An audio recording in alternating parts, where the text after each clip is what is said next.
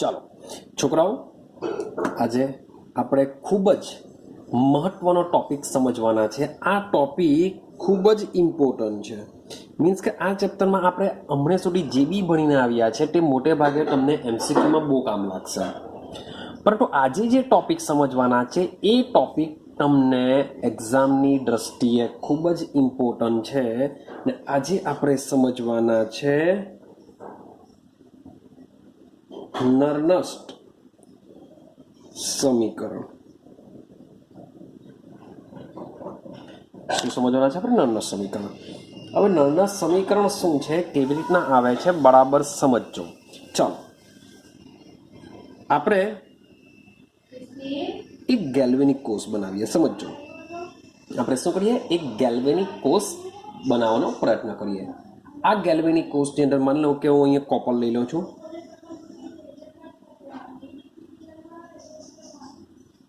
મેં CuSO4નું દ્રાવણ ભરેલું છે, આમાં કોપરનો સળિયો છે. એમાં શું છે? કોપરનો સળિયો.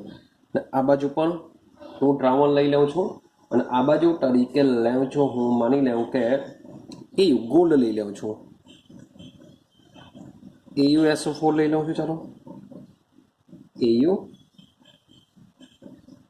Au2SO4 લઈ લઉં છું અને અહીંયા Auનો સળિયો છે.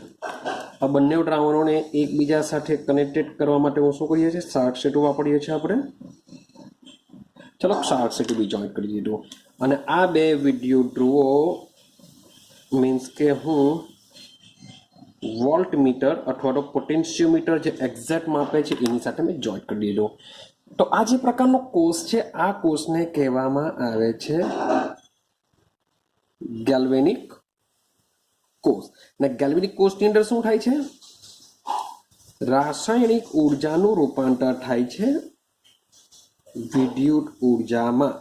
તો આ કેટલી વિદ્યુત ઉર્જા ઉત્પન્ન કરશે એનું ચોક્કસ માપન આપણે શાના વડે કરીએ છીએ? પોટેન્શિયોમીટર નામના સાધન વડે કરીએ છીએ. આવું આપને ખબર છે. તો ડેનિયલ કોષ કોને કહેવાશે? જો અહીંયા હું ઝિંક લઈ લઉં, અહીંયા કોપર લઈ લઉં તો એને શું કહેશું? ડેનિયલ કોષ લેશું. સમજો. હવે બરાબર સમજવાનો પ્રયત્ન કરજો. તો અહીં આ જે વોલ્ટમીટર અથવા તો પોટેન્શિયોમીટર મેં જો જોઈન્ટ કર્યો હોય તે જે પોટેન્શિયલ બતાવશે એને આપણે શું કહીએ છીએ? ઈ સેલ કહીએ છીએ. એને આપણે શું કહીએ છીએ? ઈ સેલ. હવે મોટે ભાગે હમણાં સુધી આપણે જે પણ કોષ દોર્યા હશે એ કોષની અંદર જે વિદ્યુત વિભાજ્ય એટલે કે આ જે વસ્તુ જે દ્રાવણ દેખાય છે જે લીધું હોય છે એની સાંદ્રતા કેટલી હોય છે? 1 મોલર લેવામાં આવતી હોય છે. આની બી સાંદ્રતા કેટલી હોય છે? 1 મોલર લેવામાં આવે છે. આ કન્ડિશનની અંદર જો આ કન્ડિશન હોય સાથે સાથે 298 કેલ્વિન તાપમાન હોય, માની લઈએ કે આ બેમાંથી કોઈ એક હાઇડ્રોજન અર્ધકોષ છે, તો હાઇડ્રોજન અર્ધકોષની અંદર વાયુ દાખલ કરવો પડશે. એ વાયુનું દબાણ 1 બાર હોય. તો આ બધી કન્ડિશન જો તમારા ગેલ્વેનિક કોષમાં હોય તો આ કન્ડિશનમાં જે કોષનો પોટેન્શિયલ છે એ કોષનો પોટેન્શિયલ એ પ્રમાણિત વિદ્યુત ધ્રુવ મીન્સ કે આ જે વિદ્યુત ધ્રુવના પોટેન્શિયલનો જે તફાવત હોય છે એ તફાવત બરાબર જ કોષનો પોટેન્શિયલ હોય છે. સમજો કે જ્યારે વિદ્યુત વિભાજ્ય દ્રાવણની સાંદ્રતા 1 મોલર હોય, તાપમાન 298 કેલ્વિન હોય, માની લઈએ કે આ બેમાંથી કોઈ એક વાયુ વિદ્યુત ધ્રુવ હોય તો આપણે હાઇડ્રોજન વાયુ પસાર કરવો પડશે. મે બી કોઈ બ્રોમિન વાયુ વિદ્યુત ધ્રુવ હોય તો આપણે બ્રોમિન વાયુ પસાર કરવો પડતો હશે ને તે કેટલો હોય છે? 1 બાર દબાણે આપણે પસાર કરીએ છીએ. તો આ બધી કન્ડિશન પ્રમાણિત સ્થિતિની છે. માટે તમારો જો કોષ પ્રમાણિત હોય તો મળતો પોટેન્શિયલ બી કેવો હોય છે? પ્રમાણિત પોટેન્શિયલ હોય છે. કેવો હોય છે? પ્રમાણિત પોટેન્શિયલ, જેને આપણે E0 સેલ વડે દર્શાવીએ છીએ. આ કન્ડિશનમાં કોષનો પોટેન્શિયલ અને પ્રમાણિત કોષ પોટેન્શિયલ એટલે કે વિદ્યુત ધ્રુવ વચ્ચેના તફાવતનો પોટેન્શિયલ એટલે કે E0 સેલ આ કેવા હોય છે? ઇક્વલ હોય છે. બંને સરખા મળતા હોય છે. પણ પછી નર્નસ્ટ આવ્યો. કોણ આવ્યો? નર્નસ્ટ આવ્યો. ભાઈ નર્નસ એવું કે શું જરૂરી છે, શું જરૂરી છે કે બધા જ કોષમાં વિદ્યુત વિભાજ્ય દ્રાવણની સાંદ્રતા 1 મોલર જ હોય? શું જરૂરી છે એવું કે તમે જે પણ કોષ બનાવશો એમાં જે વિદ્યુત વિભાજ્ય લેશો એ બધા વિદ્યુત વિભાજ્ય દ્રાવણની સાંદ્રતા હંમેશા શું 1 મોલર જ હોય? શું 1 મોલર કરતાં ઓછી ન હોઈ શકે? શું 1 મોલર કરતાં વધારે ન હોઈ શકે? તો ભાઈ હોઈ શકે છે. તો એના માટે નર્નસ્ટે એક સમીકરણ દર્શાવ્યું છે, બરાબર સમજજો. પેલા ક્લિયર થયું નર્નસ શા માટે આવ્યો? નર્નસ એવું કહેવા માંગે છે કે જે કોષ આપણે જે ગેલ્વેનિક કોષની રચના કરીએ છીએ તેમાં જે વિદ્યુત વિભાજ્ય દ્રાવણ લેવામાં આવે છે, જરૂરી નથી કે બધામાં તેની સાંદ્રતા 1 મોલર જ હોય. જો 1 મોલર હોય તો કોષનો જે પોટેન્શિયલ છે એ જ તેમના વિદ્યુત ધ્રુવ પ્રમાણિત વિદ્યુત ધ્રુવ વચ્ચેના તફાવત જેટલો હોય છે.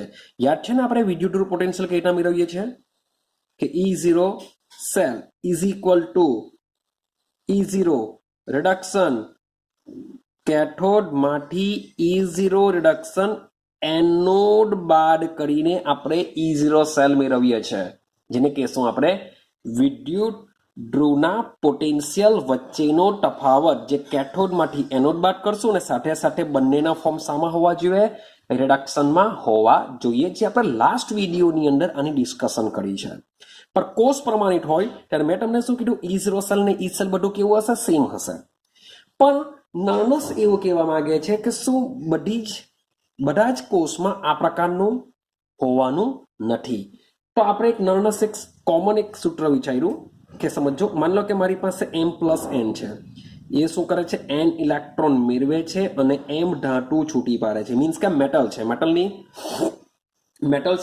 મેટલ શું કરે છે? ઉપર +N છે માટે N ઇલેક્ટ્રોન મેળવે છે અને M માં રિડક્શન પામે છે. ક્લિયર છે? તો આ જે પ્રોસેસ છે, માની લો કે આ એક પ્રક્રિયા થાય છે શાના પર? વિદ્યુત ધ્રુવ પર આ રીતની પ્રક્રિયા થાય છે. રેડી? તો આ વિદ્યુત ધ્રુવ પર જે પ્રક્રિયા થાય છે અને આ પ્રક્રિયાને મીન્સ કે આ એક અર્ધકોષ છે, એને જો હું સંદર્ભ હાઇડ્રોજન અર્ધકોષ સાથે જોડીને જો એનો કોષનો વિદ્યુત ધ્રુવ પોટેન્શિયલ પણ, બીજું કે આ જે માની લો કે અમારી પાસે મેં તમને કીધું કે એક અર્ધકોષ છે, આ અર્ધકોષને હું શું કરું છું? હાઇડ્રોજન અર્ધકોષ સાથે જોડું છું. પણ આ જે દ્રાવણ છે એમાં જે વિદ્યુત વિભાજ્ય છે, દ્રાવણ કરતા આપણે બોલીએ વિદ્યુત વિભાજ્યનો મતલબ શું થાય? કે આ જે M+ છે, મીન્સ કે M+, આ રીતના સ્ટ્રક્ચર આવશે, તમને આઈડિયા આવશે જરાક વધારે કે મારી પાસે શું છે? M મેટલ છે, મીન્સ કે કોઈ હોઈ શકે. આ M મેટલ છે અને આ એનું શું છે? વિદ્યુત વિભાજ્ય છે. મીન્સ કે મેં પહેલા કીધેલું છે કે ધાતુને પોતાના ક્ષારના જલીય દ્રાવણમાં રાખવામાં આવે છે. તો માની લો કે આ MX પ્રકારનું કોઈ વિદ્યુત વિભાજ્ય છે, પણ આ વિદ્યુત વિભાજ્યની સાંદ્રતા કોઈ પણ હોઈ શકે, એક સિવાયની કોઈ પણ હોઈ શકે. મીન્સ કે આપણે પ્રમાણિતની વાત નથી કરતા. તો આવા વિદ્યુત વિભાજ્ય કોષ માટે શું થઈ શકે? કોઈ પણ સાંદ્રતાએ. તો એના માટે નર્નસ એક સમીકરણ આપ્યું છે, જરાક સમજો. સમીકરણ શું છે બરાબર યાદ રાખવાનું છે તમારે?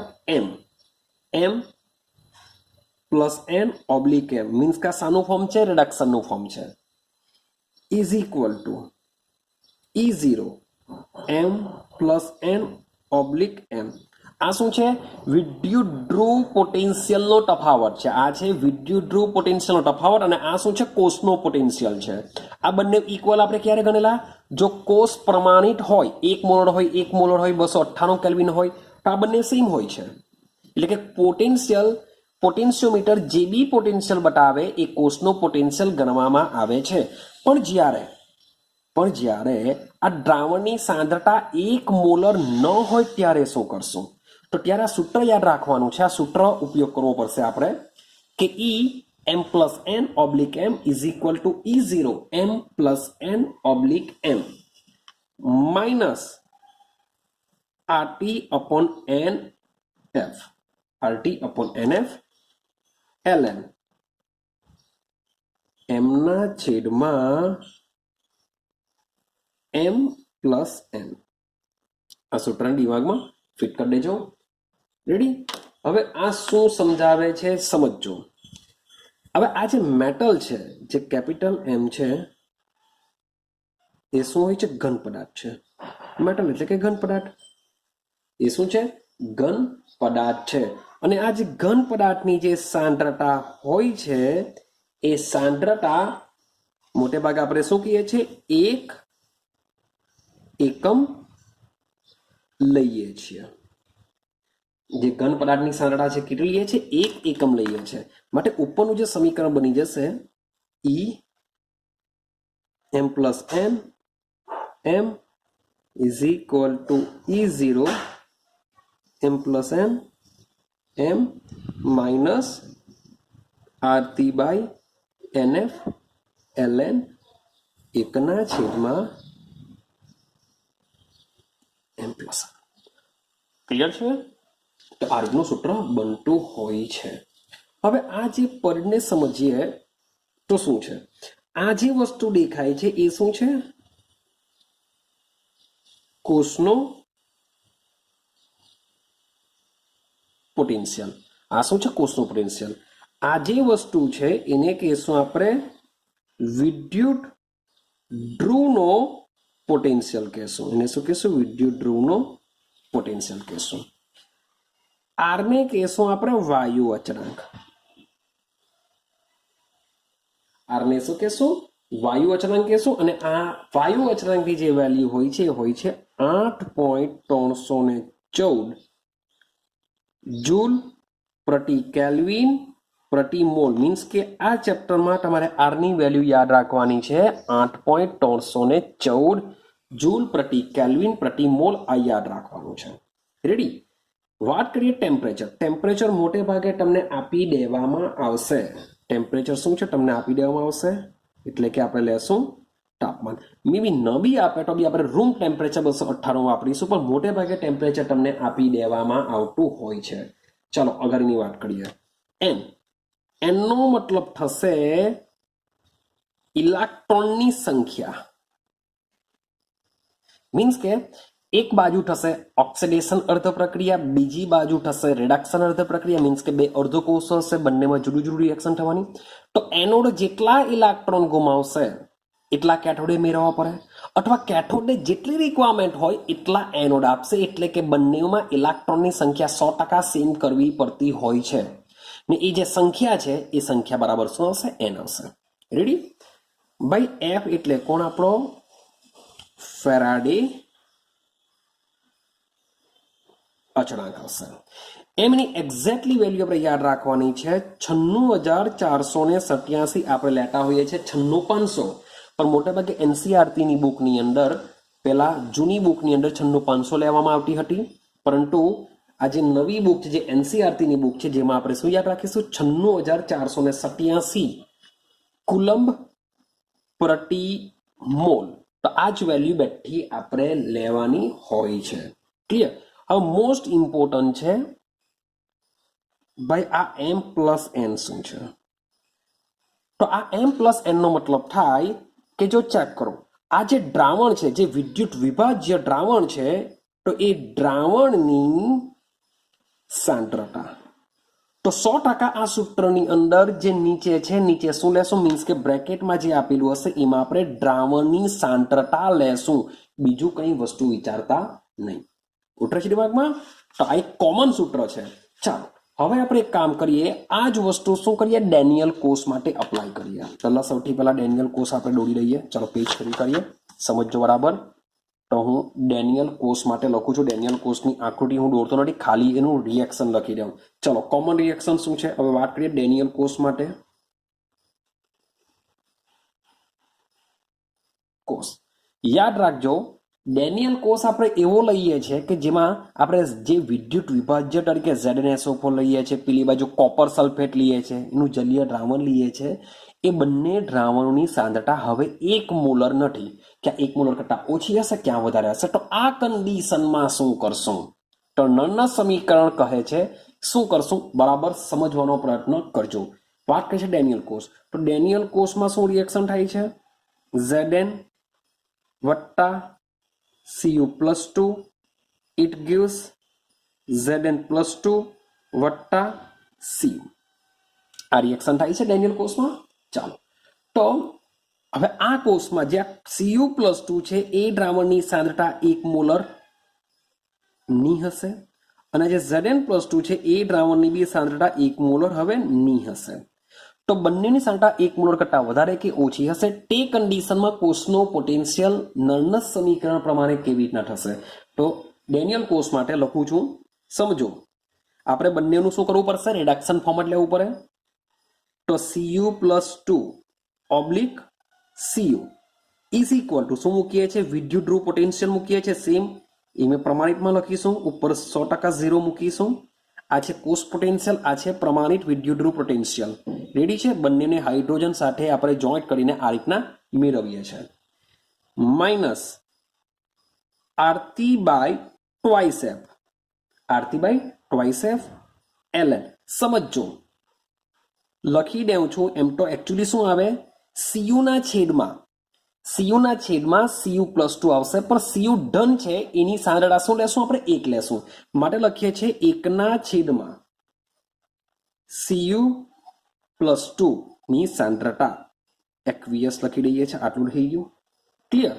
આ કોના માટે લખ્યું? કેથોડ અર્ધકોષ માટે. એ 2 કેમ લખ્યા?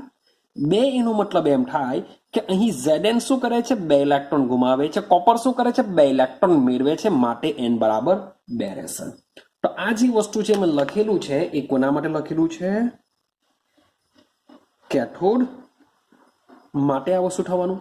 સેમ વસ્તુ હવે લખીએ આપણે એનોડ માટે. તો ભાઈ એનોડ માટે બી સેમ આ જ કન્ડિશન લેશું, એટલે કે Zn+2 oblique Zn. Same reduction વાળું જ ફોર્મ લેશું આપણે.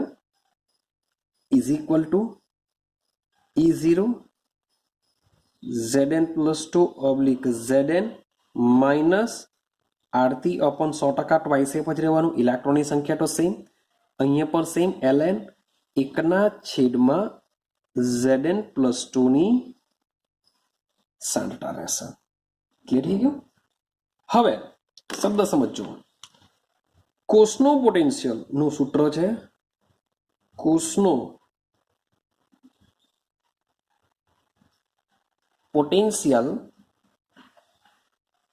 E cell is equal to, શબ્દ બોલું છું, કોષનો potential E cell is equal to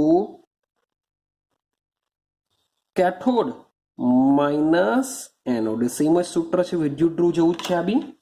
cathode minus anode બંનેના ફોર્મ લેશું રિડક્શનમાં. માટે લખી શકીએ કે E cell is equal to E. Cathode પર કોણ છે? કોપર.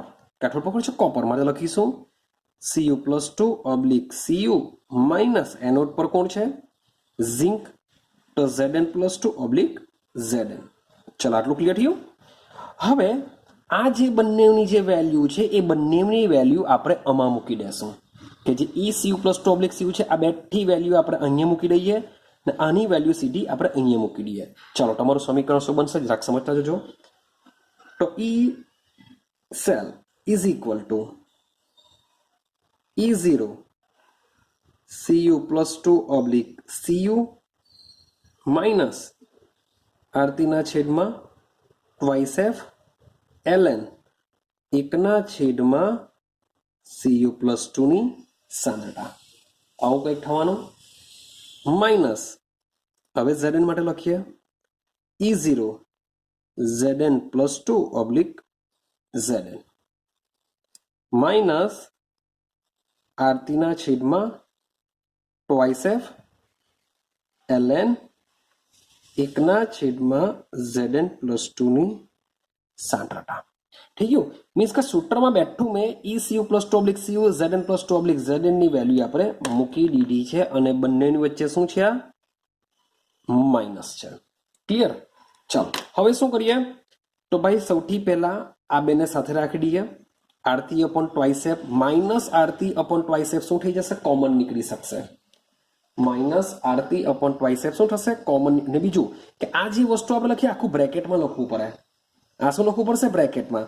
જો બ્રેકેટ જો કરી નાખો તો માઇનસ ખરેખર અંદર ગયેલું કહેવાય, અને માઇનસ જો અંદર જશે તો આ માઇનસ માઇનસ શું થઈ જશે, આ પ્લસ થઈ જશે. યાદ રાખજો, ભૂલ થવી નહીં જોઈએ. ખરેખર એકચ્યુઅલી શું હોય, આ આખી વસ્તુ બ્રેકેટમાં હોય અને આ આખી વસ્તુ બ્રેકેટમાં હોય. મીન્સ કે બ્રેકેટ જો કરી નાખું તો આ માઇનસ ખરેખર અંદર જો ગુણાય તો આ પ્લસનું માઇનસ થઈ જાય, માઇનસનું શું થઈ જશે, પ્લસ થઈ જશે. માટે અહીંયા તમારું શું આવશે, પ્લસ આવશે. રેડી છે? ચાલો હવે આગળના પોઈન્ટને સમજીએ. સમજો હવે હું શું કરું છું, બરાબર ધ્યાન આપજો કે E cell is equal to E0 CU plus 2 oblique CU, અને આને આગળ લઈ આવીએ minus E0 ZN plus 2 oblique ZN. હવે આ બંને પદમાંથી હું માઇનસ આરતી બાય ટ્વાઇસેપ શબ્દ બોલું છું, માઇનસ આરતી બાય ટ્વાઇસેપ કોમન કાઢું છું. માઇનસ આરતી બાય ટ્વાઇસેપ માં થશે, બ્રેકેટમાં લખીએ છીએ, મારે શું થશે, અને હું માઇનસ સાથે કોમન કાઢું છું એટલે થશે બ્રેકેટની અંદર ln, શબ્દ બોલું છું, બ્રેકેટની અંદર ln. ચાલો જોજો. તો સવાલ એવો આવે કે શું ચેન્જ થશે, શું આ માઇનસ જે આની સાથે જોડાયેલું છે તે માઇનસ કોમન કરવાથી આ પ્લસ થઈ જશે, અને આ પ્લસ છે તે શું થઈ જશે, માઇનસ થઈ જશે. તો લખીએ આપણે 1/cu પ્લસ 2 માઇનસ, શબ્દ શું બોલું છું, માઇનસ ln 1/ZN પ્લસ 2. ચાલો આપણે ખાલી આટલું લખી દઈએ. હવે આગળ જઈએ, જોજો E cell is equal two, હવે આનો મતલબ શું થાય યાદ કરો. આનો મતલબ આપણે E0 સેલ લખી શકીએ, કેથોડમાંથી એનોડ બાદ કરીએ તો વિદ્યુત ધ્રુવનો પોટેન્શિયલ કહેવાશે આને, જેની જગ્યાએ શું લખી શકીએ, E0 સેલ.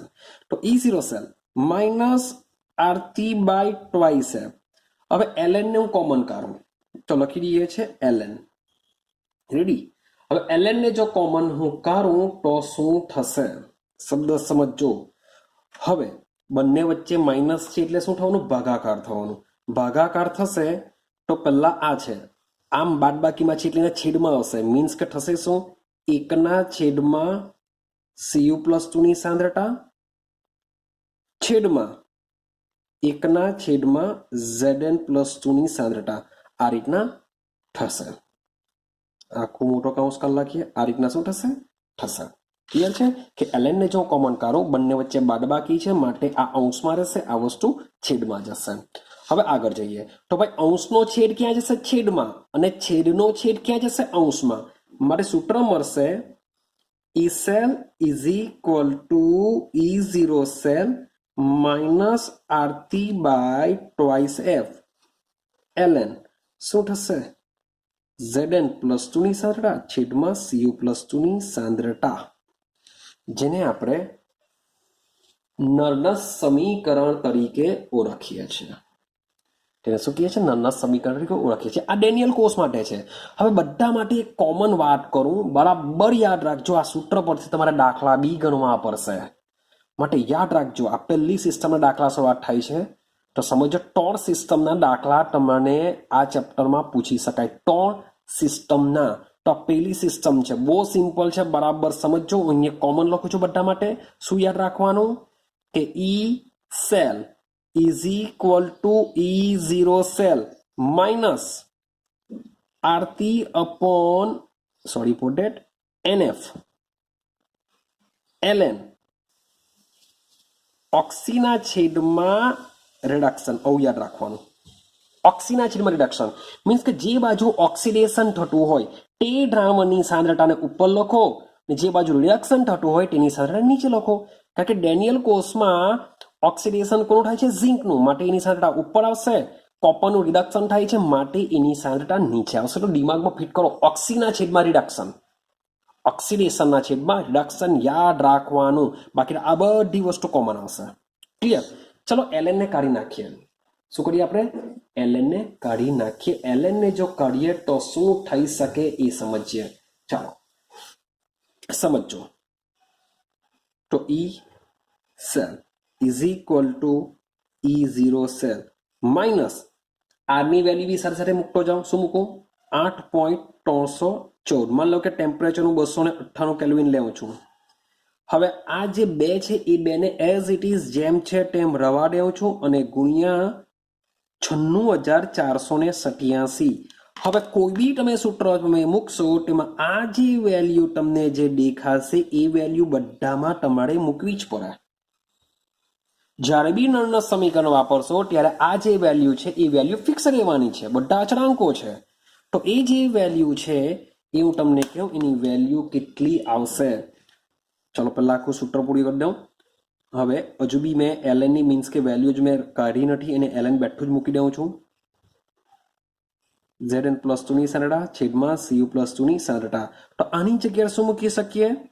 તો E cell is equal to E0 cell. આની જગ્યાએ 0.0 હજુ એક વસ્તુ સોરી ફોર આ નહીં લખી શકાય મારાથી. કેમ? કારણ કે હું જો ln ને કાઢું ને અહીંયા જો log લગાડું, ln ને કાઢીને અહીંયા જો log લગાડું તો આની સાથે 2.303 હજુ ગુણાશે. આની સાથે શું ગુણાશે? 2.303 ગુણાશે.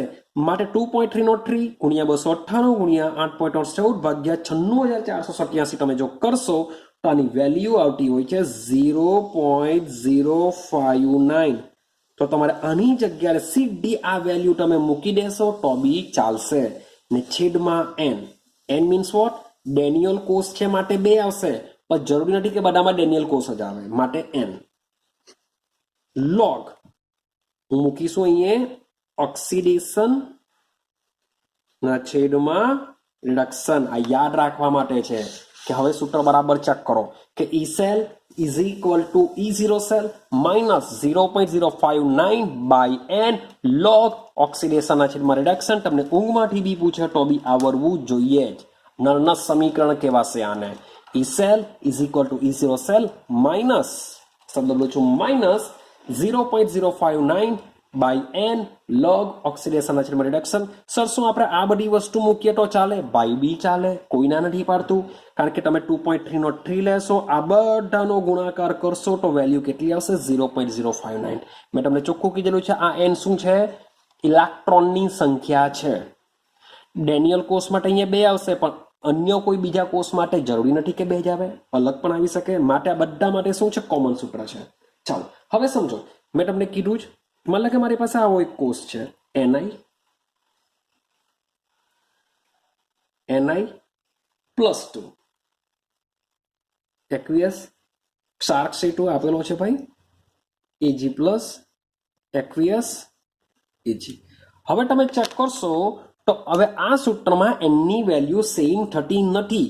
સાથે સાથે અહીંયા Ni+2 છે ને અહીંયા Ag પ્લસ છે, મીન્સ કે વીજભાર બી સમાન નથી. તો બંનેની પહેલા રિએક્શન લખીએ, સમજો. Ni માંથી Ni+2 એટલે કે આનું ઓક્સિડેશન થાય છે, Ag પ્લસ માંથી Ag આનું રિડક્શન થાય છે. આવડવું જ જોઈએ.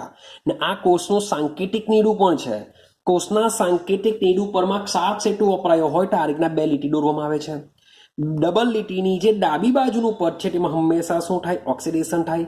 જે જમણી બાજુનું પદ છે તેમાં શું થતું હોય છે? રિડક્શન થતું હોય છે. આ પ્રણાલિકા છે. ક્લિયર? તો આની રિએક્શન શું આવે? Ni it gives Ni+2 +2 electron.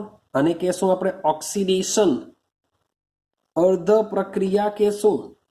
Same માન લો કે હું Ag માટે વાત કરતો હું તો શું થશે? Ag plus electron it gives Ag. આ શું છે? રિડક્શન અર્ધ પ્રક્રિયા. હવે મેં તમને કીધેલું કે જ્યારે બી તમે રિએક્શન આ રીતના લખતા હો ત્યારે યાદ રાખવાનું કે ઇલેક્ટ્રોનની સંખ્યા હંમેશા સરખી થવી જોઈએ જ. જો નહીં થતી હોય તો સરખી કરો. કેમ? કારણ કે ઓક્સિડેશન જેટલા ઇલેક્ટ્રોન ગુમાવે એટલા રિડક્શન વાળાએ મેળવવું પડે, અથવા રિડક્શન વાળાને જેટલી બી જરૂરત હોય તેટલા ઇલેક્ટ્રોન ઓક્સિડેશન વાળાએ મુક્ત કરવા પડે જ. હવે અહીંયા જો ઓક્સિડેશન વાળા 2 ઇલેક્ટ્રોન ગુમાવે છે, અહીંયા એક જ ઇલેક્ટ્રોન મેળવે છે, તો 100% અહીંયા તમારે 2 કરવા જ પડે. કારણ કે અહીંયા 2 છે માટે અહીંયા તમારે 2 કરવા જ પડે. જો અહીંયા 2 કરો તો અહીંયા -2 વીજભાર થઈ ગયો. આ તો તટસ્થ છે. તો આ સમીકરણને બેલેન્સ કરવા માટે તમારે અહીંયા 2 મૂકવા પડે. તો પછી તમારે અહીંયા બી શું કરવું પડશે? 2 મૂકવા પડશે. તો રિએક્શન તમે જોશો અહીં 2 ઇલેક્ટ્રોન બંનેમાં સમાન થઈ ગયા, માટે n બરાબર શું થશે? 2 થશે.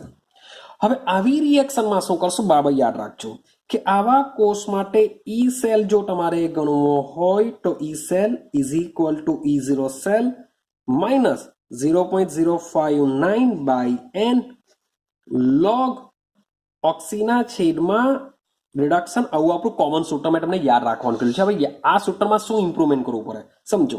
ભાઈ આ તો મારે શોધવાનું છે. હવે E0 સેલનો મતલબ શું થાય યાદ કરો કે E0 cell is equal to E0 કેથોડમાંથી E0 શું કરીશું એનોડ બાદ કરીશું. હવે એક વસ્તુ યાદ રાખજો, ભલે આને બેલેન્સ કરવા માટે આની આગળ આપણે 2 મૂક્યા તો તમને જે અર્ધો કોષના જે વિદ્યુત ધ્રુવનો પોટેન્શિયલ આપવામાં આવ્યો હોય છે, તમને હું એના આંકડા બી તમને કહું કે જે માન લો કે કેથોડ તરીકે કોણ વર્તે છે ભાઈ સિલ્વર વર્તે છે.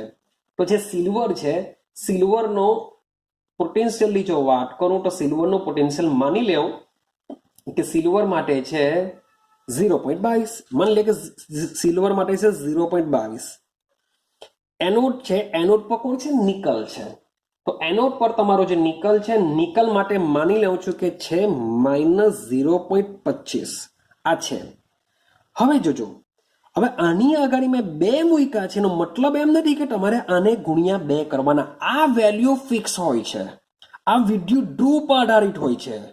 આ વેલ્યુ કોના ઉપરથી આધારિત છે વિદ્યુત ધ્રુવ. અને વિદ્યુત ધ્રુવની જે વેલ્યુ હોય છે ફિક્સ હોય છે એની સાથે ગુણ્યા 2 ગુણ્યા 3 વોટ એવર તમારે કંઈ પણ કરવાનું નથી. માઇનસ માઇનસ પ્લસ આ બે વચ્ચે પ્લસ કરીને જે બી આન્સર આવતો હોય એ E0 સેલનો મૂકી દેવામાં આવે છે. શું થશે આ સૂત્રમાં શું થશે ચલો ભાઈ E0 સેલ તો આ રીતના કેલ્ક્યુલેશન કરીને આપણે મૂકી દેશું. માઇનસ 0.059 જેમ છે તેમ આ n બરાબર કેટલા લેશું 2 કારણ કે ઇલેક્ટ્રોન આપણે સિંક કર્યા માટે n બરાબર 2 લેશું. લોગ ઓક્સીના છેદમાં રિડક્શન. ઓક્સિડેશન કોનું થાય છે ભાઈ ઓક્સિડેશન થાય છે નિકલનું. માટે અહીંયા લખીશું નિકલની સાંદ્રતા જેટલી આપેલી હોય એટલી. એક્ઝામ્પલમાં લખીશું આપણે નિકલની સાંદ્રતા છેદમાં રિડક્શન લખીશું. રિડક્શન કોનું થાય છે સિલ્વરનું રિડક્શન થાય છે. હવે સમજો ભાઈ Ag પ્લસની આગળ આપણે બેલેન્સ કરવા માટે શું કર્યા 2 મૂક્યા માટે અહીંયા કરવું પડે Ag પ્લસની ઉપર સ્ક્વેર. યાદ રાખજો એની આગળ 2 મૂકેલા છે સમીકરણમાં બેલેન્સ કરવા માટે 2 મૂકેલા છે માટે તમારે શું કરવું પડશે આ રીતના સ્ક્વેર કરવું પડે. મે બી તમે અહીંયા 3 મૂકતે અહીંયા મે બી 2 મૂકતે સમીકરણ બેલેન્સ કરવા માટે ભાઈ આ રીતના જો તમે કરશો તો તમારે શું કરવું પડે એ રીતના મૂકવું પડે. માની લો કે નિકલ અને એલ્યુમિનિયમનો કોષ બનાવેલો હોય તો નિકલ શું કરશે માની લો કે આવું થાય કે Ni+2+2 ઇલેક્ટ્રોન કરશે પણ Al+2 શું કરે Al+3 electron it gives Al કરશે. તો સમીકરણને બેલેન્સ કરવા માટે 3 સાથે ગુણવા પડે અને 2 સાથે ગુણવું પડે તો ટોટલ તો જ બંનેમાં 6 ઇલેક્ટ્રોન થાય. આ 6 ઇલેક્ટ્રોન એટલે કે n બરાબર 6 થવાના. પણ તમારે Al+3 ની આગળ 2 છે એટલે કે એના સાંદ્રતાનો સ્ક્વેર કરવો પડશે અને નિકલની આગળ તમારે કેટલા મૂકવા પડશે 3 મૂકવા પડશે. તો નિકલની સાંદ્રતા તમારો જે બી હશે તેની ઉપર ક્યુબ કરવું પડશે. આઈડિયા આવે છે કંઈ? તો જ્યારે તમારે આ બંને જે અર્ધકોષો છે જેમાં ઇલેક્ટ્રોનની સંખ્યા અલગ અલગ હોય ત્યારે આ રીતના ઇલેક્ટ્રોન સેમ કરવા પડશે અને એની આગળ જે પ્લસ યાદ રાખજો પ્લસને જ જોવાનો છે આપણે. તો પ્લસની આગળ જે આંકડો મૂકવામાં આવે તેની ઉપર શું કરો સ્ક્વેર. હવે નિકલમાં કંઈ બી મૂકવામાં નથી આવ્યું માટે એની આગળ 1 જ છે માટે આની ઉપર સ્ક્વેર કરવામાં આવતું નથી. પણ જ્યારે એજીની વાત કરીએ એજીમાં એજી પ્લસની આગળ 2 છે માટે શું કરવું પડશે આપણે સ્ક્વેર કરવું પડશે. ક્લિયર થાય છે? ચાલો તો વેટ અ મિનિટ. ચાલો નળનસને સમજવા માટે આપણે કોમન એક્ઝામ્પલ લઈએ. સમજો મતલબ કે મારી પાસે A મોલ છે એના, મારી પાસે B મોલ છે પ્રક્રિયક બીના. આ 2 વચ્ચે પ્રોસેસ થાય છે અને n ઇલેક્ટ્રોન સમથિંગ ટ્રાન્સફર થાય છે. એકદમ કોમન રિએક્શન છે એટલે n ઇલેક્ટ્રોન આપણે માની લઈએ. નિપજ બને છે C મોલ સીના વત્તા D મોલ કેપિટલ ડીના. તો આ પ્રકારની વિદ્યુત રાસાયણિક પ્રક્રિયા જો હોય તો વિદ્યુત રાસાયણિક પ્રક્રિયા માટે આપણે કેવી રીતના નળનસ સમીકરણને દર્શાવી શકીએ તો સમજો. તો સૂત્ર છે આપણું E સેલ કોષનું પોટેન્શિયલ ઇઝ ઇક્વલ ટુ વિદ્યુત ધ્રુવ પોટેન્શિયલ અને શું કહેશું વિદ્યુત ધ્રુવના તફાવતને લીધે ઉત્પન્ન થતો પોટેન્શિયલ ને આ છે કોષનું પોટેન્શિયલ. નળનસ સમીકરણ ક્યારે આવશે જ્યારે તમારા દ્રાવણની સાંદ્રતા 1 મોલર ન હોય એટલે કે પ્રમાણિત કોષ ન હોય ત્યારે નળનસ સમીકરણનો ઉપયોગ કરીને કોષનો પોટેન્શિયલ જાણવામાં આવે છે અથવા શોધવામાં આવે છે. તો E cell is equal two શું થશે? E0 cell minus 0.059. આટલી વસ્તુ તો ફિક્સ જ છે. હવે અહીંયા n ઇલેક્ટ્રોન ટ્રાન્સફર થાય છે માટે મારે શું લખવું પડશે? અહીંયા n લખવા પડશે. રેડી? ચાલો યાદ રાખજો, તમે અહીંયા 0.059 લખો એટલે 100% અહીંયા લોગ જ આવે. અહીંયા ln લખવાની વાત નહીં કરતા, કારણ કે નીકળે પછી શું કરશો? 0.059 લખશો ને અહીંયા ln કરશો, ln ને કાઢશો એટલે પાછા અહીંયા 2.303 લગાડશો, એ ખોટું પડી જશે. તો અહીંયા 0.059 આવે એટલે 100% લોગ આવશે, કારણ કે એની કેલ્ક્યુલેશન કરીને 2.303 પેલા લોકો સાથે ગુણીને જ આ વેલ્યુ મેળવવામાં આવેલી છે. રેડી? તો લોગ. ચાલો હવે શું લખીશું આના માટે? આ બે પ્રક્રિયકો છે, બે નિપજ આપે છે, તો આ એક કોમન રિએક્શન છે. તો આના માટે લખીશું નિપજની સાંદ્રતાનો ગુણાકાર. શું લખીશું? નિપજની સાંદ્રતાનો ગુણાકાર છેદમાં પ્રક્રિયકોની સાંદ્રતાનો ગુણાકાર લખીશું, જે આપણે સંતુલનમાં ભણીને આવ્યા છે એ રીતના. તો આ એક કોમન એક્ઝામ્પલ છે. મીન્સ કે તમે નહીં યાદ રાખો તો બી કંઈ નહીં. મારા માટે મતલબમાં શું યાદ રાખવાનું છે તમારે? પાછું રિપીટેશન કરું કે E cell is equal to E0 cell minus 0.059 by n log oxidation ના છેદમાં રિડક્શન. આ ભાઈ મારા માટેનું કોમન એક્ઝામ્પલ છે કે ઓક્સિડેશનનો મતલબ શું થાય? કે જે બાજુ જેનું બી ઓક્સિડેશન થતું હોય તેના વિદ્યુત વિભાજ્ય દ્રાવણની સાંદ્રતા અહીંયા મૂકીશું ઓક્સિડેશનની, ને આ બાજુ મૂકીશું રિડક્શનની સાંદ્રતા. ક્લિયર છે? તો આ પ્રકારે નળનું સમીકરણ હોય છે. ચલો હવે કેવી રીતના ક્વેશ્ચન પૂછાય છે એને આપણે સમજવાનો પ્રયત્ન કરીએ. સમજો બરાબર. ચલો તો એક્ઝામ્પલ સમજીએ. ભાઈ એક કોષ છે, માની લો કે કોષ આપેલો છે Mg પ્લસ 2Ag પ્લસ એની સાંદ્રતા આપેલી છે 0.000 મોલર છે. ભાઈ 1 મોલર Mg વટા 2Ag plus 2, it gives Mg plus 2 0.130 molar plus 2Ag. जो E0 cell is equal to 3.70 volt હોય તો ઈ સેલ કરો. આ રીતના ક્વેશ્ચન હોય છે કે આમાં તમને મીન્સ કે ડાયરેક્ટ જ તમને E0 સેલ આપી દેવામાં આવ્યું છે. મીન્સ કે બંને અર્ધો કોષોના વિદ્યુત ધ્રુવોનો પોટેન્શિયલ તમને આપી દીધેલો છે. બાકી ભાઈ તમને સીધો ગણવામાં આપશે. તો કેવી રીતના ગણવાનું છે એ બી મેં તમને આગળના વિડીયોમાં સમજાવ્યું છે. તો આના માટે શું કરીશું આપણે? સૌથી પહેલા તમારે લખવાની હોય છે રિએક્શન, કારણ કે રિએક્શન લખશો તો તમને આઈડિયા આવશે કે n ની વેલ્યુ કેટલી હશે. તો આના માટે શું લખીશું આપણે? આ રિએક્શન માટે લખીશું કોષમાં થતી પ્રક્રિયા. ક્યાંથી શરૂઆત કરીશું? લખીશું કોષમાં થતી પ્રક્રિયા, લખીશું એનોડ. ચાલો હવે તમને આ રિએક્શન પરથી ખબર પડતી હોવી જોઈએ કે ભાઈ આમાં એનોડ પર કોનું ઓક્સિડેશન થશે. એનોડ પર હંમેશા ઓક્સિડેશન જ થાય, યાદ રાખવાનું.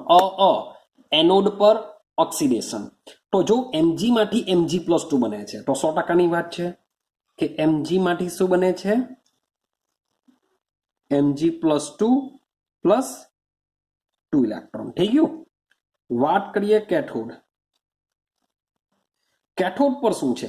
Ag પ્લસ માંથી Ag બને છે, તો Ag પ્લસ પ્લસ એ એક ઇલેક્ટ્રોન મેળવશે તો જ એનું રૂપાંતર શું થશે? Ag માં થશે. તો બેલેન્સ જો કરીએ તો અહીંયા 2 ઇલેક્ટ્રોન છે, 100% અહીંયા 2 ઇલેક્ટ્રોન આવશે. અહીંયા મારે 2 મૂકવા પડશે, અહીંયા બી 2 મૂકવા પડશે, તો જ તમારી રિએક્શન થશે. માટે અહીંયા લખીશું આપણે કુલ પ્રક્રિયા. તો જો ચક્ર 2 ઇલેક્ટ્રોન 2 ઇલેક્ટ્રોન શું થાય? કેન્સલ થઈ જાય. રેડી? તો અહીંયા લખી શકીએ Mg plus 2 Ag plus it gives Mg plus 2 plus 2Ag.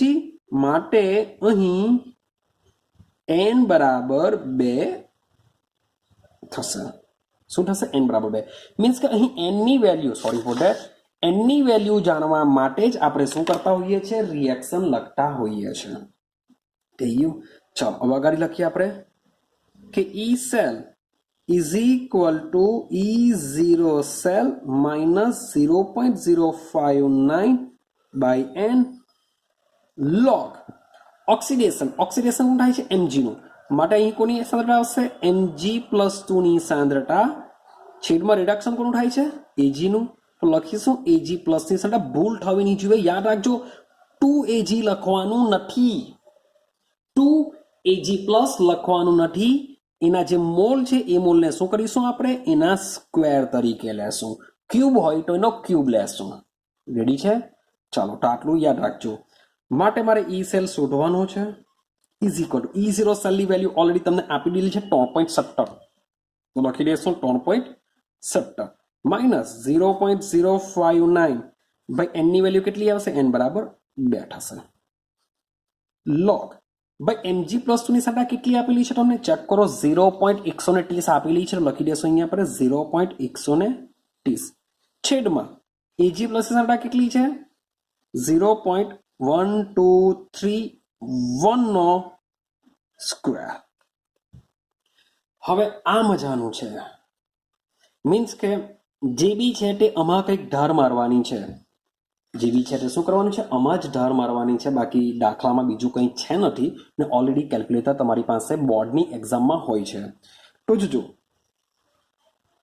E cell is equal to 3.17 minus 0.059 by 2 log ભાઈ 0.130 ને જેમ છે તેમ રહેવા દો સૌથી પહેલા આનો સ્ક્વેર કરી નાખજો શું કરી નાખજો આનો સ્ક્વેર કરી નાખો ને આનો સ્ક્વેર કરીને આની જે વેલ્યુ છે એ 10⁻⁻ સમથિંગમાં કન્વર્ઝન કરી નાખો ક્લિયર છે હું એ બધું કરવા જતો નથી કારણ કે વિડીયો બહુ લાંબો થઈ જશે તમને આઈડિયા આવી જ જશે કે આનું શું કરી નાખવાનું સ્ક્વેર કરી નાખવાનું શું કરજો સ્ક્વેર ચલો મતલબ કે સ્ક્વેર કરીએ તો થશે 0.12456 એક વાર ચેક કરી લઈએ 7 1 ની વેલ્યુ આવશે હવે આનું શું કરીશું કે E cell is equal to 3.17 આની વેલ્યુ છે 0.0295 ચેક કરજો આટલી જશે log હવે આનું શું કરીશું આ મીન્સ કે બ્રેકેટમાં હોય છે તો આને કરી દઈએ બાદબાકી સોરી ભાગાકાર કરી દઈએ આપણે જો તમે ભાગાકાર મીબી કરીએ તો શું થશે તો આની વેલ્યુ આવશે 3 ગુણ્યા 10⁻6 જેવી હોય છે અથવા જો આવું જો નહીં કરવું હોય તો આ log મીન્સ કે બંનેને આપવું પડે log 0.130 માઇનસ log આનું કન્વર્ઝન 10⁻⁻7 માં કરી દેવું મીન્સ કે અહીંયા તમને બતાવું શું કરવું પડશે log 0.130 માઇનસ log શું કરી દેવાનું 1 ગુણ્યા 10⁻⁻7 એટલે કે 1 2 3 4 5 6 7 અને સોરી 8 એટલે 10⁻8 આવશે એટલે કે 1 ગુણ્યા 10⁻8 એટલે કે આનો log જો એનો જે બી આન્સર આવશે તે અહીંયા લખી શકો અથવા જે બી આન્સર આવે તે આનો તમે અહીંયા લખી શકો છો log 13 જોઈ લો 10⁻6 મીન્સ કે સરવાળામાં જશે રેડી હવે આનું કન્વર્ઝન કેવી રીતે થશે તો log 13 વત્તા log 10⁻6 થશે E cell is equal to 3.70 minus 0.0295 log તમે અંદર લઈ જશો એટલે શું થશે log 13 જવું પડશે વત્તા ગુણાકારનું વત્તા log 10⁻6 થઈ જશે ક્લિયર થશે ચાલો હવે જો આગળ લઈ જઈએ તો E cell is equal to 3.17 minus 0.0295 log 13 means કે 13 નું તમે 0 માં ચેક કરશો 13 નો 0 માં ચેક કરશો તો આન્સર આવશે 0.5010 આ 6 આગળ આવી જતો હોય એટલે 6 log 10/10 મીન્સ કે આની બી log 10/10 નો આન્સર હોય છે ગુણ્યા 1 તો 6 વત્તા કરી દઈશું આપણે તો E cell is equal to 3.17 minus 0.0295 શું કરીશું 6 એકા 6 થઈ જશે આની સાથે પ્લસ કરીશું એટલે 6.5010 જેટલી આની વેલ્યુ આવશે તો આ વેલ્યુને શું કરી રાખીએ આપણે જે વેલ્યુ આવેલી છે એને આપણે 6.5010 સાથે મલ્ટિપ્લિકેશન કરી દઈએ તો E cell is equal to 3.70 minus આનાની સાથે ગુણાકાર કરી દઈએ તો વેલ્યુ આવશે માઇનસ 0.1917 જેવી વેલ્યુ હોય છે. માટે ઈ સેલ ચેક કરીએ, વેલ્યુ હોય છે 2.97 વોલ્ટ જેવી વેલ્યુ આપણી આવતી હોય છે. ક્લિયર છે? અને મે બી તમને બુકમાં લગભગ 2.96 વોલ્ટ જેવું આપેલું છે, તો આપણી આ વેલ્યુ કેવી છે? સાચી છે. તો આપણે આ રીતના દાખલો ગણી શકીએ છીએ. મીન્સ કે મેં આ જે કન્વર્ઝન કરેલું છે એની જગ્યાએ તમે આ રીતના બી કરશો તો બી આન્સર સેમ જ આવશે.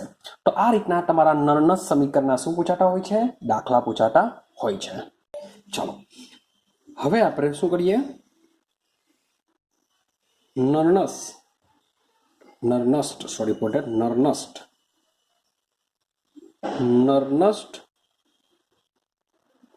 સમીકરણનો ઉપયોગ કરીને હવે આપણે શું મેળવીએ?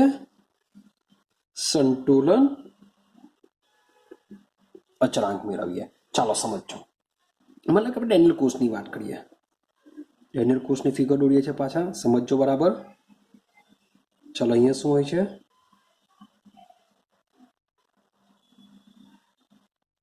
સારક્ષરો દોરી દઉં છું. આમાં લઈ લઉં છું ZnSO4. હવે હું 1 મોલર સાંદ્રતા લેતો નથી. આમાં લઈ લઉં છું CuSO4. આમાં પર સેમ 1 મોલર સાંદ્રતા લેતો નથી. આમાં લઈ લઉં છું કોપરનો વિદ્યુત ધ્રુવ. આમાં લઈ લઉં છું ઝિંકનો વિદ્યુત ધ્રુવ. આ બંને વિદ્યુત ધ્રુવને જોઈન્ટ કરી દે છે વોલ્ટમીટર અથવા પોટેન્શિયોમીટર વડે. ક્લિયર? તો શરૂઆતમાં શું થવાનું કે જેવો ડેનિયલ કોષને આ રીતના જોડવામાં આવશે ત્યારે પોટેન્શિયોમીટર શું કરશે? વોલ્ટ બતાવતો જશે, 1.1 બતાવી દેશે. ક્લિયર? પણ આ જે પ્રોસેસ આમાં થશે, પ્રોસેસ શું થવાની આ રિએક્શનમાં કે Zn it gives Zn +2 electron. પેલી બાજુ શું થશે? Cu +2 electron it gives Cu. આ રીતના રિએક્શન થશે. 2 ઇલેક્ટ્રોન કેન્સલ કરું માટે કુલ પ્રોસેસ મળી જાય મને Cu +2 it gives Zn +2 Cu. તો ડેનિયલ કોષની અંદર આ મુજબની રિએક્શન થતી હોય છે. આ મુજબની રિએક્શન થાય છે ત્યારે તમને પોટેન્શિયોમીટર 1.1 વોલ્ટ બતાવે છે એવું આપણે સમજીને ચાલીએ છીએ. રેડી? હવે માની લો કે તમારો જે ડેનિયલ કોષ છે એ 1.1 વોલ્ટ બતાવે છે, પણ શું આજીવન 1.1 વોલ્ટ બતાવશે? શું કોષને એકવાર જોઈન્ટ કર્યો શું ચાલ્યા જ કરશે? સમજો, માન લો કે મારી પાસે યુનિકોર્ન છે, તો એ યુનિકોર્નની બેટરી જો મેં નવી લખાવેલી હોય, એ એકચ્યુઅલી ગેલ્વેનિક કોષ જ છે એક જાતનો. તો માન લો કે એ બેટરી મેં લખાવી તો શું એ આજીવન ચાલશે? મીન્સ કે એકવાર બેટરી લખાવો આજીવન ગાડીમાં સેલ મારો, એવું થવાનું નથી. એવો કાર લઈ લો, ટ્રક લો, કંઈ બી લઈ લો, તો એ જે બેટરી છે એ બેટરીની અમુક ચોક્કસ મર્યાદા હોય છે. ત્યાર પછી કોષ કામ કરતો બંધ થઈ જશે. મીન્સ કે ડેનિયલ કોષ પણ શું થશે? આ 1.1 વોલ્ટ આપતો રહેવાનો નથી. કેમ નહીં આપતો રહેશે? તો સમજો, આ બાજુ શું થવાનું? ઓક્સિડેશન થવાનું. આ બાજુ ઓક્સિડેશન થાય તો દ્રાવણમાં Zn+2 ની સાંદ્રતા વધતી જશે. આ બાજુ શું થવાનું? રિડક્શન થવાનું. આ બાજુ રિડક્શન થશે તો ભાઈ Cu+2 ની સાંદ્રતા ઘટતી જશે. તો એક બાજુ સાંદ્રતા વધતી જશે, એક બાજુ સાંદ્રતા ઘટતી જશે. આ ક્ષાર સેતુ બી ટ્રાય કરશે કે બંને દ્રાવણની વિદ્યુત તટસ્થતા જાળવી રાખવાનો, પણ ક્યાં સુધી? એનો બી એક ચોક્કસ સમય હશે. પછી શું થશે? ધીમે ધીમે આ જે 1.1 વોલ્ટ કોષ આપે છે તે ઓછો થતો જશે અને એક સમય એવો આવશે કે કોષ કાર્ય કરતો અટકી જશે. કોષ કાર્ય કરતો અટકી જશે ત્યારે સમજવામાં આવે છે કે કોષમાં શું સ્થપાયું હોય છે? સંતુલન સ્થપાયું હોય છે. કોષમાં શું સ્થપાયું હોય? સંતુલન. જ્યારે સંતુલન સ્થપાય ત્યારે તમારો જે વોલ્ટ મીટર છે એ વોલ્ટ મીટર અંક દર્શાવશે 0.0 વોલ્ટ દર્શાવશે.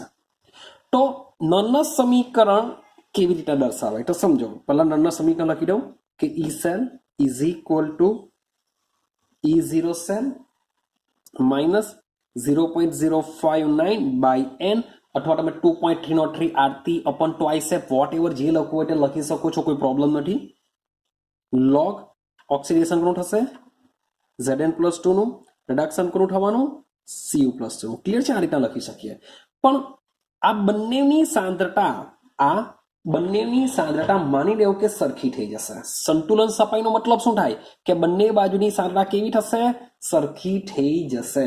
જો સરખી થાય મીન્સ કે આ બાજુ વધતી જાય છે, આ બાજુ ઘટતી જાય છે, પણ આ ક્ષાર છે તો શું કરશે? આ રીતના કરતું જશે. પણ કોઈ એક સમય એવો આવશે કે આ બંનેની સાંદ્રતામાં ફેરફાર થતો બંધ થઈ જશે. ફેરફાર થતો બંધ થઈ જશે તો શું સ્થપાય? સંતુલન સ્થપાય.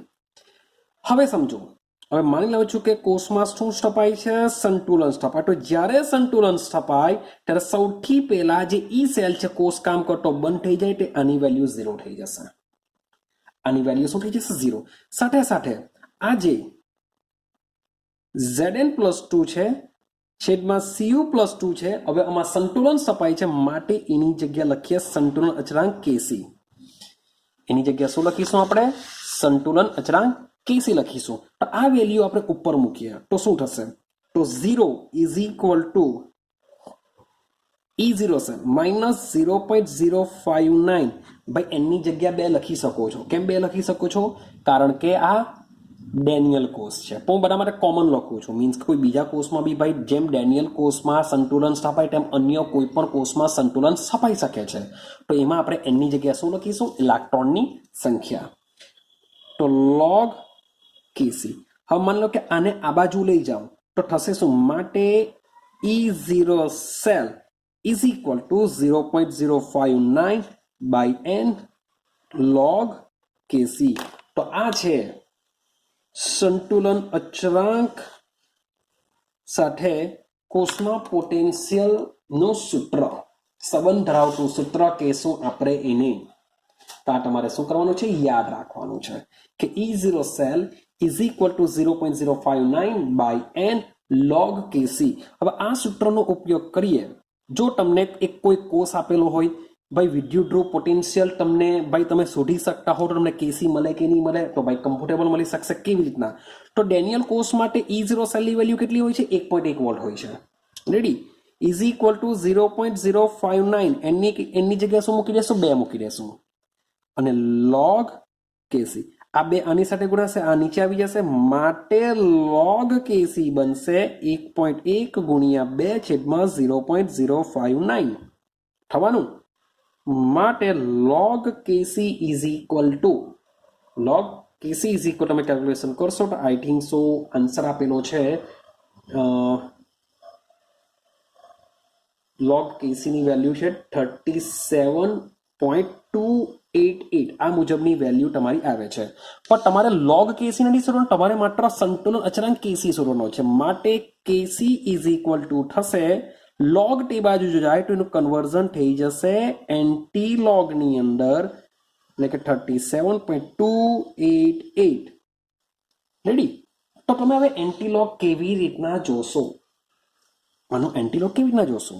તો ભાઈ એન્ટી log જોવા માટે તમારે એન્ટી logમાં જવાનું અને પોઈન્ટની જમણી બાજુ જે છે, પોઈન્ટની જમણી બાજુ છે એટલે કે 28/8 તમારે શું કરવાનું? એન્ટી log જોવાનું. શબ્દ બોલું છું, 28/8 તમારે શું કરવાનો હોય છે? એન્ટી log જોવાનો હોય છે. તો હું ટ્રાય કરું છું એન્ટી log ને જોવાની કે 28/8 એન્ટી log શું હોય છે. તમે પણ આ રીતના ટ્રાય કરજો. તો બુકમાં એન્ટી log આપેલો છે 1941. 28/8 એન્ટી log શું છે? તમે તમારી બુકની પાછળ ઓલરેડી આપેલું છે, ચેક કરો કે 28/8 એન્ટી log કેટલો છે? 1941 આપેલો છે. ભાઈ આ જે પોઈન્ટની જમણી બાજુ આ જે પણ વેલ્યુ હોય તેને તમારે શું કરવાનું છે? ગુણ્યા 10⁻37 પહોંચાડી દેવાની. ક્લિયર થયું આટલું? કે એન્ટી log જ્યારે બી જોવાનો હોય, log તે બાજુ જાય તો એન્ટી logમાં કન્વર્ઝન થાય. તો પોઈન્ટની જે જમણી બાજુની જે વેલ્યુ છે એનું શું કરવાનું? એન્ટી log જોવાનું. એટલે કે 28/8 એન્ટી log હોય છે 1941.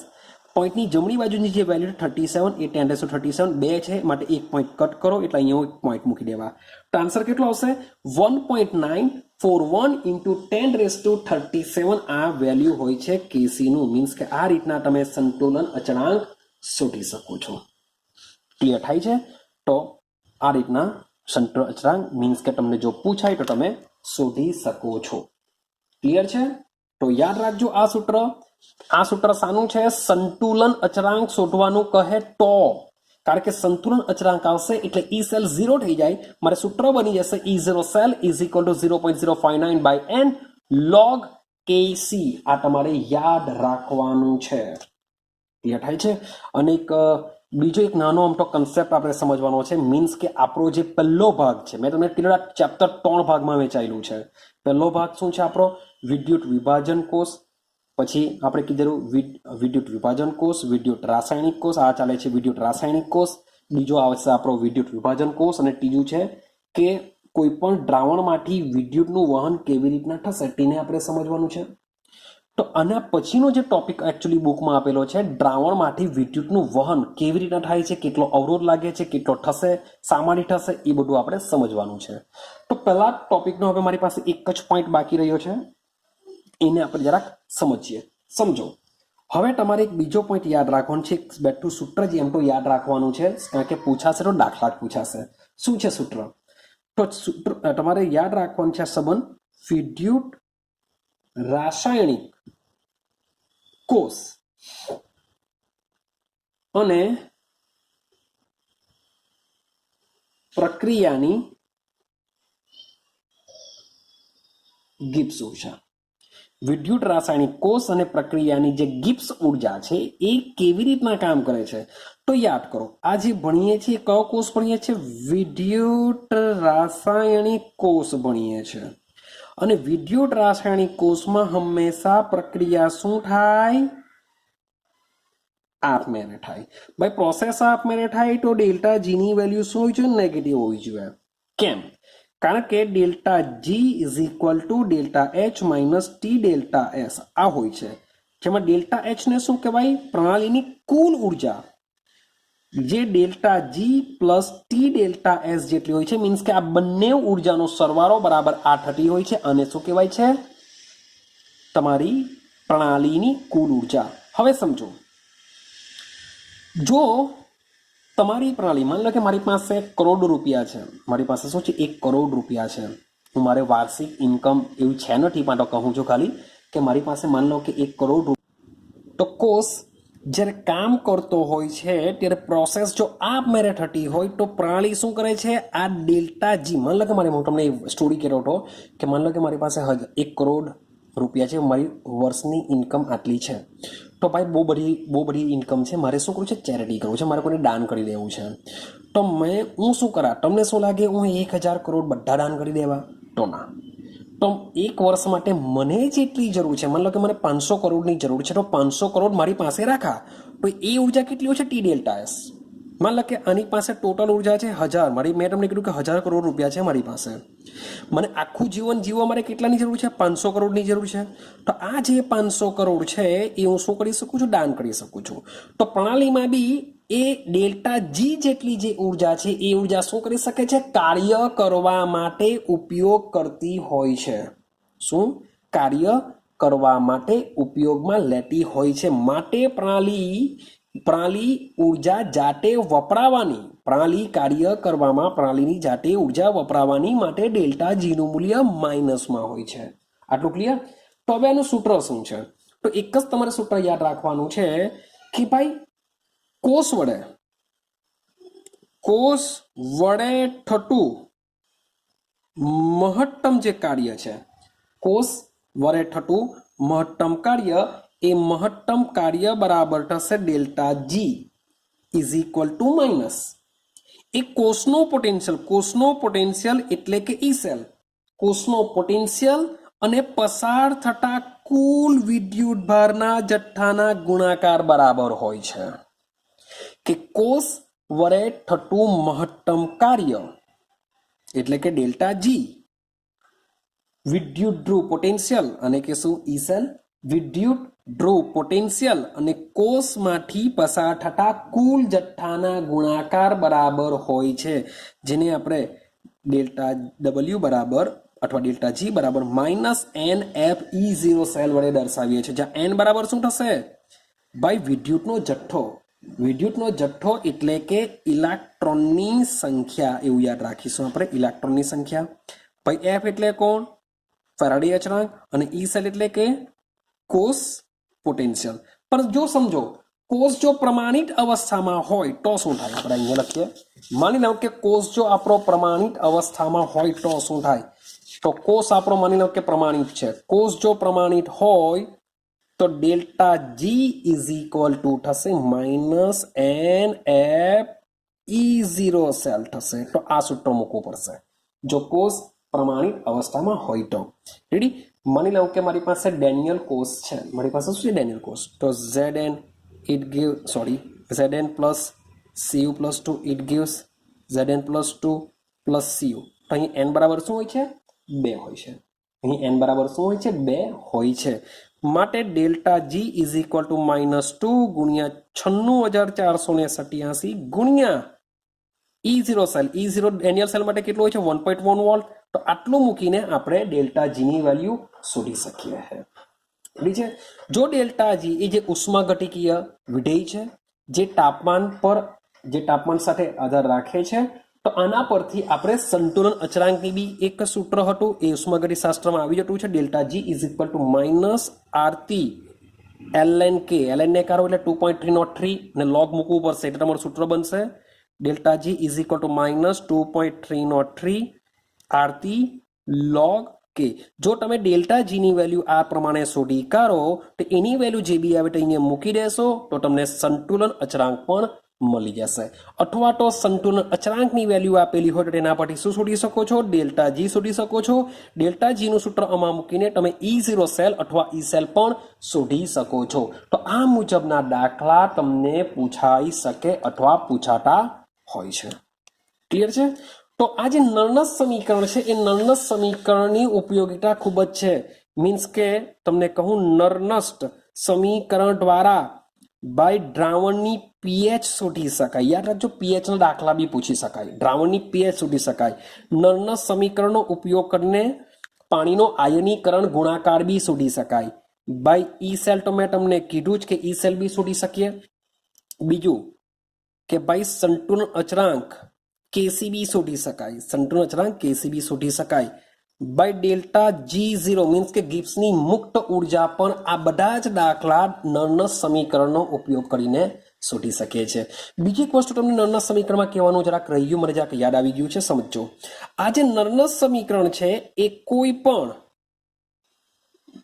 એક અર્ધકોષ માટે પણ વાપરી શકાય છે. તમને ખાલી એક અર્ધકોષ આપેલો હોય ને એ અર્ધકોષનો પોટેન્શિયલ તમને પૂછો તો પણ તમે શોધી શકો છો. કેવી રીતના? માન લો કે મારી પાસે ડેનિયલ કોષ છે. ડેનિયલ કોષમાં તમને માત્ર આપ્યું ZnSO4 અને Zn ની પટ્ટી આપી. તો આના માટે નળનસ સમીકરણને કેવી રીતે દર્શાવાય? તો E cell is equal to E0 cell. E0 સેલની જગ્યાએ શું લઈ લેવા? Zn plus 2 Zn minus 0.059 by n log આ બાજુ ઓક્સિડેશનના છેદમાં રિડક્શન. મીન્સ કે આની જે સાંદ્રતા હશે આપણે ઉપર જ દર્શાવીશું, નીચે એક મૂકી દેશું, કારણ કે માત્ર એક જ અર્ધકોષ છે. આ જ વસ્તુ માન લો કે રેડોક્સ, જે મીન્સ કે જે બાજુ રિડક્શન થાય છે, એટલે કે રિડક્શન પ્રોસેસ માટે જો મારે દર્શાવવું હોય તો નળનસ સમીકરણ કેવી રીતે દર્શાવાય? સમજો, ચાલો અહીંયા દર્શાવું છું. સમજો કે E cell is equal to E0 cell minus 0.059 by n એકના છેદમાં log એકના છેદમાં Cu પ્લસ 2 ની સાંદ્રતા. મીન્સ કે કેથોડ માટે જો દર્શાવવું હોય ખાલી એક અર્ધકોષ માટે તો આ રીતના દર્શાવાય. એટલે કે કેથોડ હોય તો 100% એકના છેદમાં જ આવશે ને એનોડ હોય તો ઉપર આવશે. આ લખવાની બી જરૂર તમારે નથી, આમાં લખવું પડશે એકના છેદમાં છે એટલે. તો નળનસ સમીકરણ કોઈ પણ એક અર્ધકોષ માટે પણ વાપરી શકાય છે, એને પણ દિમાગમાં રાખજો. તો આજનો જે વિડીયો છે એ ખૂબ જ ઇમ્પોર્ટન્ટ છે. મીન્સ કે બોર્ડની એક્ઝામમાં જે તમને દાખલા પૂછાય છે એ આના પરથી પૂછાવાના ચાન્સ ઘણા બધા વધારે હોય છે. મીન્સ કે આ ટોટલી પીએચ છે, KW છે, ઈ સેલ છે, કેસી શોધવાનું કે ડેલ્ટા G0 શોધવાનું કે આ MCQમાં બી કામ લાગે કે કોઈ બી એક અર્ધો કોષ આપણો એને કોષનો પોટેન્શિયલ પૂછે તો બી તમને નળનસ સમીકરણનો ઉપયોગ કરીને આપણે શોધી શકીએ છીએ. રેડી છે? તો પ્રેક્ટિસ મેક મેન પરફેક્ટ. સ્વાધ્યાયમાં તમને આ મુજબના ક્વેશ્ચનો આપેલા હોય છે, એને સોલ્વ કરજો. ક્લિયર છે? તો હવે મળીશું આપણે આના પછીનો એક વિભાગ લેશું, મીન્સ કે હવે આપણે જશું દ્રાવણમાં. આ એક વિભાગ એવો હતો જે છે વિદ્યુત રાસાયણિક કોષ, જેમાં આપણે લીધો ગેલ્વેનિક કોષ, કે જે રાસાયણિક ઉર્જાનું વિદ્યુત ઉર્જામાં રૂપાંતર કરે છે. હવે આપણે દ્રાવણમાંથી વિદ્યુત પ્રવાહ પસાર કરવાનો પ્રયત્ન કરીશું. તો કેટલો પસાર થશે, કેટલો નહીં થશે, ધાતુમાંથી કેવી રીતના પસાર થાય છે, જલીય દ્રાવણમાંથી કેવી રીતના પસાર થાય છે, તેને આપણે ચર્ચા કરીશું હવે નેક્સ્ટ વિડીયોની અંદર. ને એ ટોપિક કમ્પ્લીટ થઈ ગયા બાદ ત્યાર પછી આપણે ત્રીજા ટોપિક ઉપર જશું, જે છે વિદ્યુત વિભાજન કોષ, એટલે કે રાસાયણિક ઉર્જાનું આપણે વિદ્યુત ઉર્જામાં રૂપાંતર કરીશું.